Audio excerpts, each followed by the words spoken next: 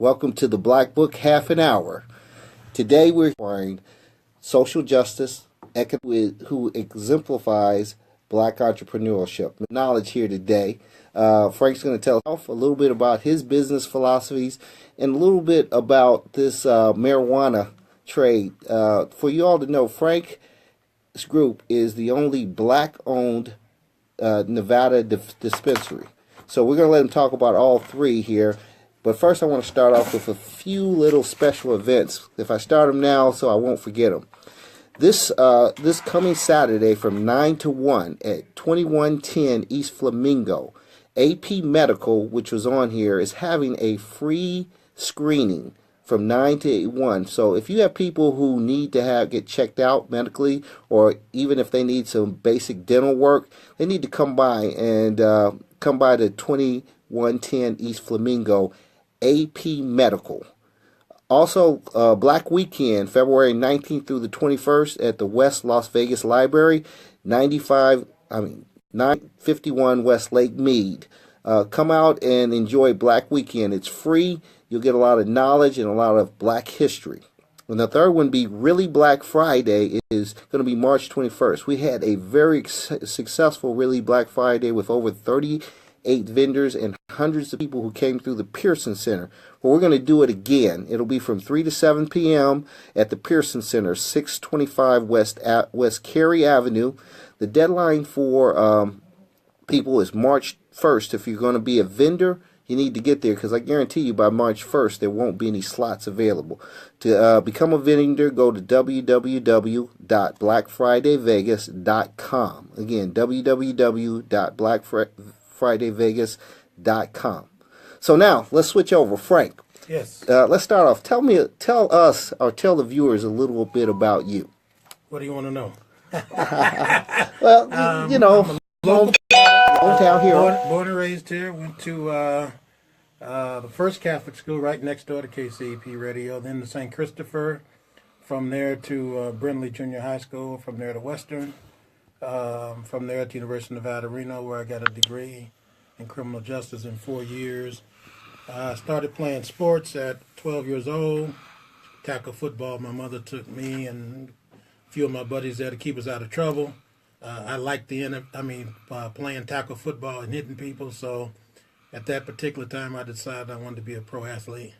And that's when people started telling me what I couldn't do, what I wouldn't be, because I wasn't big enough, strong enough, smart enough, or fast enough. And from that day, it was my goal to prove everybody wrong. And unfortunately, some 40-plus years later, I'm still proving people wrong.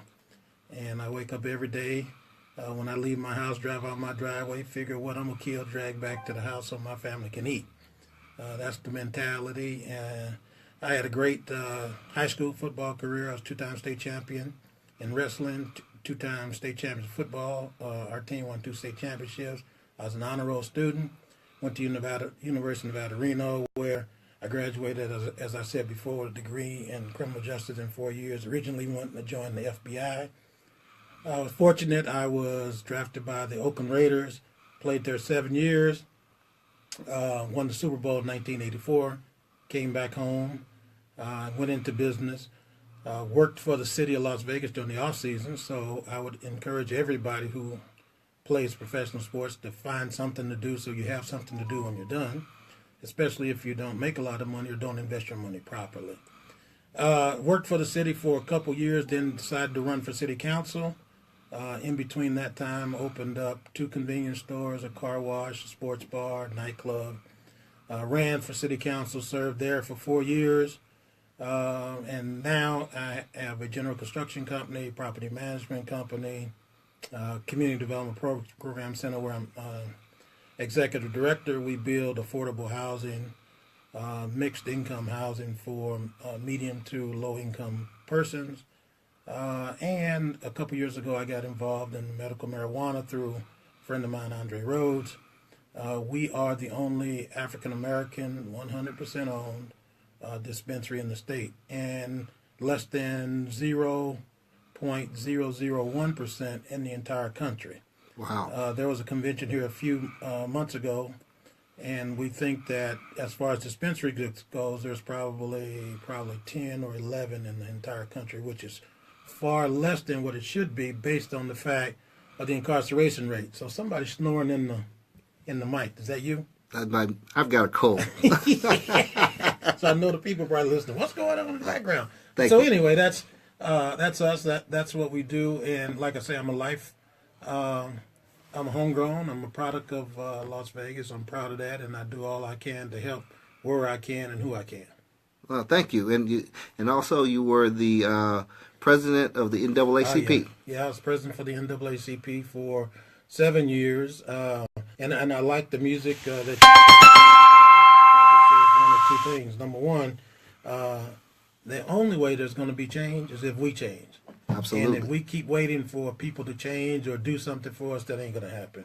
And the second thing I'm going to say to business, hopefully we're going to talk about businesses and what it takes to be successful. But I had a conversation with a gentleman last night. He called me. He said, "Hey, Frank, I need some advice. I want to do A, B, and C, and D." I said, "Well, you in business?" He said, "Yes." I said, "How long you been in business?" He said, 5 years. I said, "You have a lawyer and a CPA?" He said, "No." I said, "Then you're not in business. Because if you have a problem, you need both. You definitely need a CPA if you're going to be in business. If not, don't go into business." Absolutely, absolutely. And again, you're one of those people back in the day that actually transitioned from the athlete to the politician to the businessman. And I think that's phenomenal because, again, I invite you on here because the Blackbook focuses on our belief that we have to take back our economy if we as a whole and as a people are going to save ourselves. And so I thank you for coming on for that. And I want you to tell me some more. This is kind of, it's my show, but it's your half an hour to give us some knowledge, to basically tell us about your philosophy as it comes to business. Tell me a little bit about, I heard you say something. People have always told you you couldn't do. They told you you fail. Right. And you kind of taken that as a challenge to prove them wrong. Right. I've never seen myself as a victim. I've always known from all of my lifelong mentors, and there were many that supported me. I didn't have a father. I had many fathers. But it's important people believe in their hand. Even though I believe that you search what you will be, and you have to be the guy, lightning rod, driver's nest. Nothing easy, regardless of what people say. Oh, this new group just came on the scene. No, they didn't just come on the scene. Oh, this new singer just came on the scene. No, they didn't just come on the scene. People practice their trades for years and years and years. And the only way to be successful is to do it over and over and over. And it's okay if you fail. Because as you're falling, you're failing to success. Because what has made me successful as a businessman is I have learned what not to do. I've learned what not to do in business, what mistakes not to make, because it's trial and error, especially if you don't have somebody guiding you, which I did not have. I am self-taught in pretty much everything I've done. And I say to people, anything is possible in the greatest country in the world, the United States of America, even though we face insurmountable odds most of the time. Absolutely. A wise man said the only difference between the master and the student is the number of failures. Okay. Yep. So now that's great. Again, your philosophy fits in with mine with the belief. Number one, I tell people every black family should own a business. Would you agree with that? Well, that depends. It depends on their philosophy and what their goals are. So you have to decide who you want to be and how hard you're willing to work. Yeah. Owning your own business means that there are going to be many days that you go hungry so your employees can eat. Correct. There's going to be a many day that you can't have so they can have. There's going to be a many night and many mornings when you're at the office and they're at home on their 2 days off. Correct. So being an entrepreneur or a business owner, it can be rewarding after you've paid the cost. You paid but you have to pay the cost to be the boss. And a lot of people don't understand that. Some other people don't want to take the risk. So being a business person is not for everybody. Yeah. However, as we mature and get older, we realize that, hey, my destiny is not in my control if I work for somebody else. Correct. And especially in these turbulent times, when certain people feel empowered because of the new president, there's no telling what might be happening in workplaces where you are the minority or not the favored, or folks may think I can get rid of you now, or I can say things to you that I could not say in the past.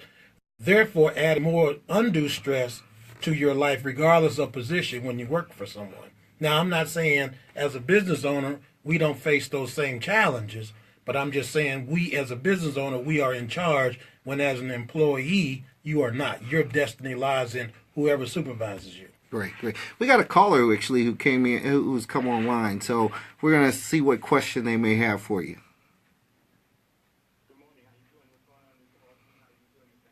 Okay. I'm great. How are you?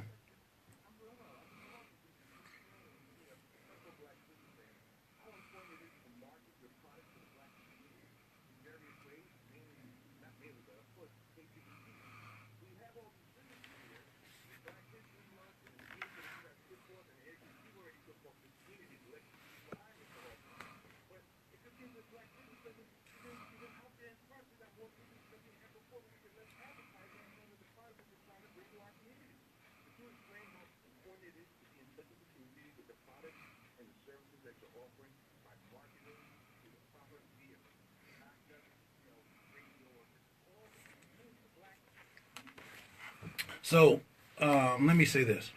First of all, as a business person, regardless of business, you have to know your business and you have to know your market.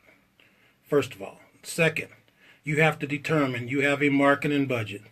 How are you going to spend that marketing budget? Hopefully it goes to the highest and best use, which generates more earnings and or profits for your business. Now, mediums. There are, as we all know, 100 different mediums. You can do advertising, you can do flyers, you can do radio, TV, billboards, social media, newspaper, you name it. So as the business owner, you have to decide, okay, I have a finite amount of dollars to put for my marketing and advertising. Now, where is the best place to put that money? You're going to put that where you have the highest return. So that might be radio, that might be TV, that might be social media, but you need a wide, deep, and vast source so that you could capture as many people as you can to make your business successful.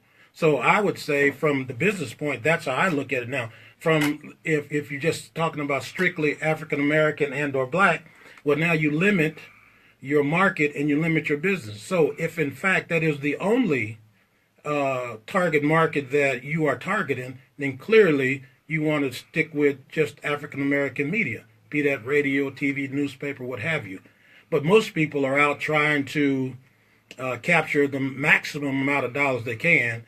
I would say down on the flip side, then that radio or TV or news outlet, if it's African American, needs to reach out to the African American business person, understand their circumstance, work with them to use the medium that they can or the dollars that they can to get started. And as their business grows, then their marketing budget grows and they continue for both to grow. But one has, if they don't have the money, they have no choice. So, and if you want to use radio, if the radio station wants that business, then it has to help grow the business. Absolutely. And here's the thing, too. A lot of our businesses have to understand that you have to spend money marketing. And marketing is not just pulling out, I got a Facebook and I put out a couple of cards. You really have to spend money marketing if you really want to grow your business. Now, a lot of times our launch pad are us, and we do need to market both to us and to everybody else because money is green, and obviously we want as much as we can. But the key to it is, too, our